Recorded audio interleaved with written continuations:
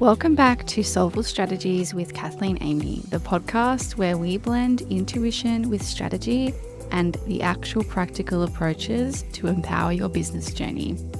I'm Kathleen, and in today's episode, I'm going to speak to the art of aligning your business operations with the natural and personal rhythms of winter and other seasons of your life.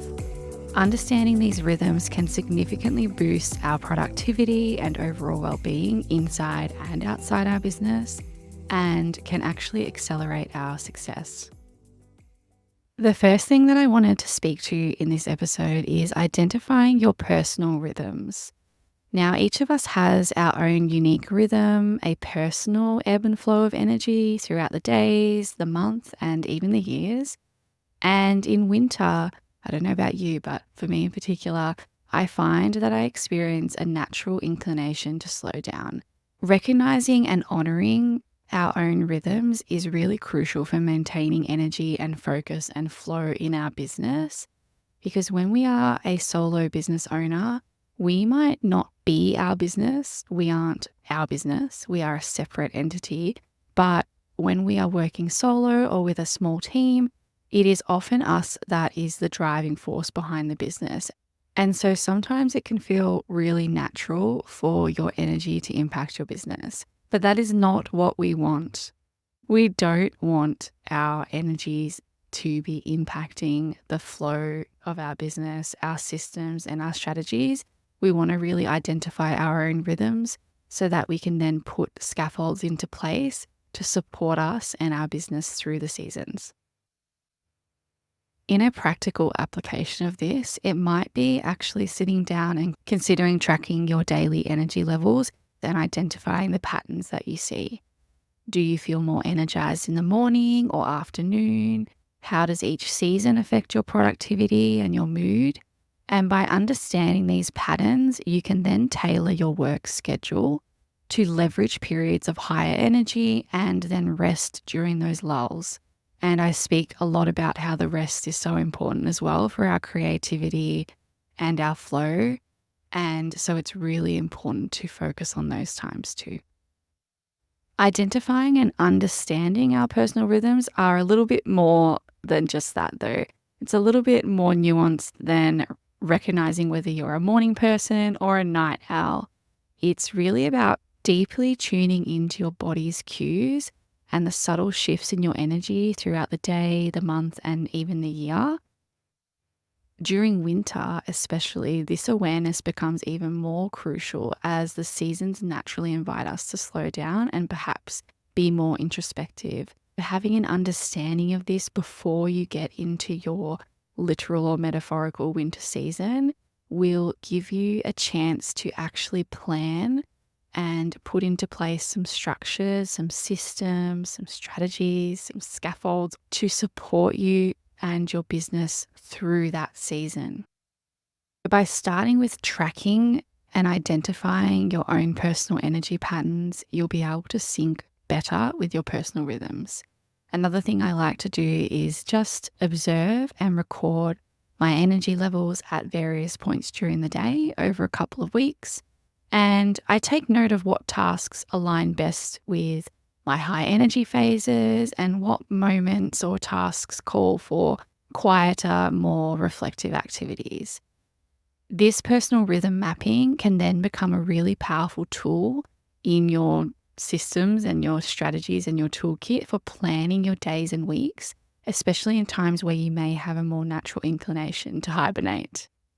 I have some reflective questions that I love to use in my own journaling practice for this. If you want, grab a pen and a journal and pause this podcast and we can do them together. So the first question I ask myself is, do you find that the cold, shorter days of winter impact your motivation or creativity? Do you feel a need for more rest or perhaps a different type of work focus during this season? And the reason why I ask myself these two questions is because acknowledging these seasonal influences on your energy can actually help us align our work habits with our natural inclinations, which then fosters greater productivity and well-being. Once you've reflected and identified your rhythms and patterns, the next step is to actually align your work schedule with these patterns. So this might mean tackling creative tasks during your peak energy times, or scheduling meetings when you're most likely to be engaged and interactive. On the other hand, when your energy dips, you might be considering tasks that are less demanding or allow for more flexibility throughout the week, such as planning, reading, or brainstorming sessions, for an example. And remember, honoring your personal rhythms isn't about being super rigid and adhering to the one schedule that you've created. It's really about flexibility and being responsive to your body's needs, especially in winter when our bodies might crave more rest, more warmth. Adjusting your work rhythm can lead to not just sustained productivity, and I'm talking about productivity a lot because we're talking about business on this podcast, but it also really fosters a deeper sense of harmony and satisfaction with your work-life integration. Now that we have all this, how do we actually adapt our business strategies for winter or for our personal rhythms? And winter's slower pace doesn't have to mean a decrease in that productivity. Instead, it can offer us an opportunity to realign ourselves with deeper, more strategic work. It can be a time to plan, to reflect, and to focus on tasks that require more thought and less of that active energy. If you need some extra support in reflection, you can go back and listen to some of my previous episodes in this season. This season is all about using the slower time of metaphorical winter to tune into your business and create strategies that will actually support you. So go back and have a listen. There are some real gems in the episodes. In a strategic and practical sense, adjusting your business strategies to align with these rhythms might mean reserving the more demanding tasks for your peak energy times and then allowing space for reflection and planning when your energy is waning. And it's about working smarter, not harder, and using the season's natural tendencies to your advantage, being strategic about it. Another thing to consider beyond your personal natural rhythm is the collective rhythm of your team, if you have a small team, or market. Winter might be a slower season for some industries, which makes it an ideal time for training, development, and laying the groundwork for future initiatives and the steps that you're taking to reach that big vision. Recognizing, respecting, and acting on these broader rhythms can prevent burnout and foster a more productive, harmonious work environment. I know for me in my business, I am a solo business owner. I use this time to really hone in on the vision I have and take small steps to achieving that. Releasing this podcast in winter was one of them. I know that this tends to be a slower season for me, and I actually really love it. I love all of the creative ideas that I get to start playing with during the winter season. And I love that I can just snuggle up literally under my heated blanket and just dive into some really juicy creative work. You can kind of begin to paint a picture that winter with its calm and stillness, that vibe, presents us with a unique chance to shift our focus from rapid execution and do to more thoughtful strategizing.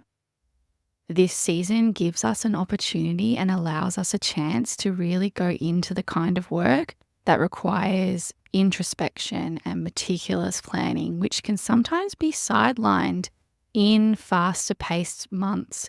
But these are the parts of the business that are actually really crucial, the scaffolds and the foundations that we create. So using this season as an opportunity and a time to really build those foundations and build those scaffolds will mean that in the later seasons, in the second half of the year, we actually have something to hold on to. We have something to climb and something to prop us up. Our systems and our structures and our strategies will be formed around what our big vision is. Ultimately, adapting your business strategy for winter and other seasons is about respect. It's respect for yourself, your natural rhythms, respect for your team, your team's well-being, and the cyclical nature of business and life.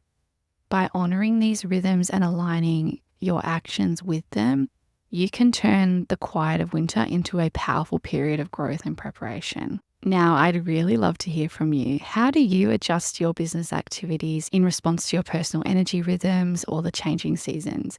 And do you find certain times of the year more conducive to different types of work? Share your experiences and insights, and let's learn from each other's soulful strategies. Thank you again for tuning into Soulful Strategies with Kathleen Amy. Remember that your business is not you, but it is its own living, breathing entity that thrives on rhythm and balance.